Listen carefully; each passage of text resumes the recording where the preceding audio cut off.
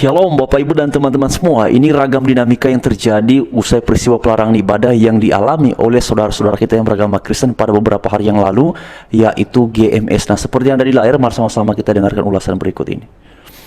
Jemaat gereja GMS Bantul beribadah di Pakuwon Mall hingga izin lengkap. Astaga. Lucu ya negeri ini, yang datang membubarkan ibadah, yang mengancam mau membakar, sampai hari ini belum juga ditangkap. Dan justru jemaatnya harus pindah. Bukan pelakunya yang ditangkap, malah korban yang harus menyesuaikan diri. Gimana coba? Ini bukan cuma soal gereja, ini soal keadilan yang mulai kehilangan keberanian. Kalau ibadah bisa dibubarkan oleh tekanan massa, lalu negara ada di mana? Hari ini gereja yang dipaksa pindah ke mall, besok siapa lagi? Siapapun bisa jadi korban kalau hukum kalah sama intimidasi. Ironis sekali, di negara yang katanya menjunjung toleransi, orang beribadah dengan damai malah hidup dalam ancaman. Dan yang paling menyakitkan, jemaat cuma ingin berdoa, bukan membuat kerusuhan.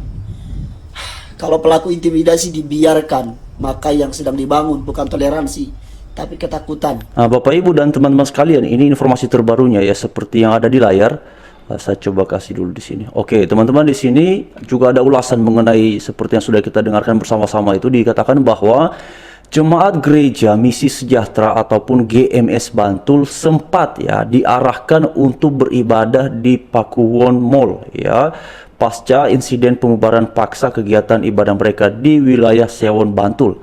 Namun, nah di sini dia Bapak Ibu ya, rencana ibadah daring di mall tersebut ya, ibadah luring di mall tersebut urung terlaksana karena jaraknya yang terlalu jauh bagi mayoritas jemaat. Sebagai solusi sementara sambil menunggu kelengkapan izin, jemaat melaksanakan ibadah secara online ataupun daring sesuai arahan dari pihak gereja. Penanganan insiden pembubaran ibadah ini juga telah ditangani dan ditingkatkan ke tahap penyidikan oleh Poldadi. Kemudian di sini juga dikatakan lagi mengenai beberapa ulasan Bapak Ibu sekalian atas peristiwa ini. Ya, ini seperti ada di layar kelihatannya Bapak Ibu. Dikatakan bahwa sebagai gantinya jemaat GMS melaksanakan ibadah secara daring hari ini. Informasi mengenai pelaksanaan ibadah secara online juga sudah diinformasikan melalui akun resmi dari GMS. Ya betul katanya, yang mengikuti arahan kita tidak beribadah onsite minggu ini di Bantul, tapi ibadahnya dilakukan secara online. Joshua berharap pelaksanaan ibadah secara daring ini hanya dilakukan sekali saja. Pihaknya pun masih terus berupaya melengkapi perizinan agar ibadah ke depannya bisa segera digelar di GMS Sewon Bantul. Kemudian kita juga harap ibadah hari ini katanya itu ibadahkan kewajiban untuk berkumpul di gereja. Kita akan terus koordinasi ya dengan Pemkab Bantul, doakan segera ada solusi untuk ibadah kami. Nah, sebelumnya Bupati Bantul Abdul Halim Muslih mengungkap hasil kesepakatan antara Forkopimda dan GMS Sewon Bantul pasca pembubaran ibadah di gereja tersebut. Hasilnya untuk sementara waktu GMS Bantul tidak digunakan dan jemaat sepakat melaksanakan ibadah di Pakuwon Mall. Nah, ini dia Bapak Ibu sekalian, kelihatannya saya coba kasih tunjuk dulu ya. Teman-teman sekalian, di sini kelihatannya bisa dilihat di layar seperti yang diuraikan di sini. Oke, kelihatannya Bapak Ibu semua, dan ini adalah sumbernya ya, seperti yang di sini. Lalu kemudian yang tadi juga itu yang ringkasannya juga ada di sini Bapak Ibu sekalian. Kasih tunjuk fullnya ya, supaya kemudian sama-sama kita bisa melihatnya. Wah, ini memilukan sih ya Bapak Ibu teman-teman semua. Semoga saja ya ini ibadahnya online-nya itu hanya satu kali, supaya berikutnya mereka bisa beribadah secara onsite. Nah Bapak Ibu, kalau kita lihat ya video yang sudah viral, video yang sudah ramai itu sebenarnya di situ sangat jelas sekali. Meskipun sebagian orang ya ada yang menggunakan masker, bahkan ada yang memakai helm ya, ada yang kemudian juga menutup kepalanya ketika ada pelarangan peribadatan itu ya, dan itu bukan pelarangan biasa Bapak Ibu.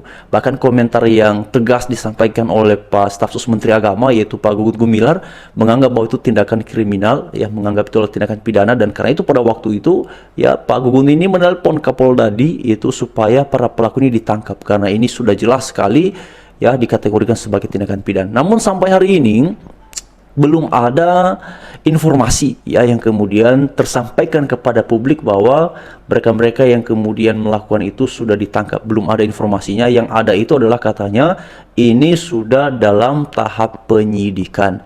Nah, kalau memang seperti itu ya kita nanti akan tunggu kira-kira hasilnya akan bagaimana dan seperti apa perihal situasi yang seperti ini. Tapi kita sangat berharap ya agar pemerintah benar-benar memberikan atensi, memberikan perhatian perihal peristiwa-peristiwa seperti ini, karena sebenarnya Bapak Ibu ya ini bukan peristiwa satu kali terjadi, bukan peristiwa dua kali. Kita sudah sekian ratusan kali menyaksikan peristiwa-peristiwa pelarangan ibadah, pembubaran ibadah itu dalam ragam bentuknya.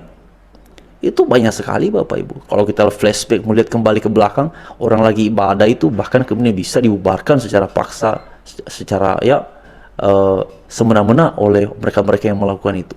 Nah, sama seperti yang kemarin itu kan ibadah sedang berlangsung.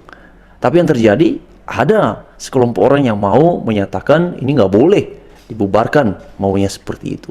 Nah, karena itu kita sangat berharap campur tangan pemerintah, Bapak Presiden, Pak Wakil Presiden, Pak Menteri Agama, siapa lagi, anggota DPR RI yang punya kewenangan kepala daerah, supaya mereka turun tangan memberikan tindakan yang tegas dan menegakkan hukum yang seadil-adilnya. Karena apa? Hal beragama, hal beribadah itu adalah hak konstitusional warga negara Indonesia. Jadi siapapun yang statusnya adalah seorang WNI, itu dia punya hak yang bersifat fundamental, hal beragama dan juga terkait dengan hak untuk beribadah.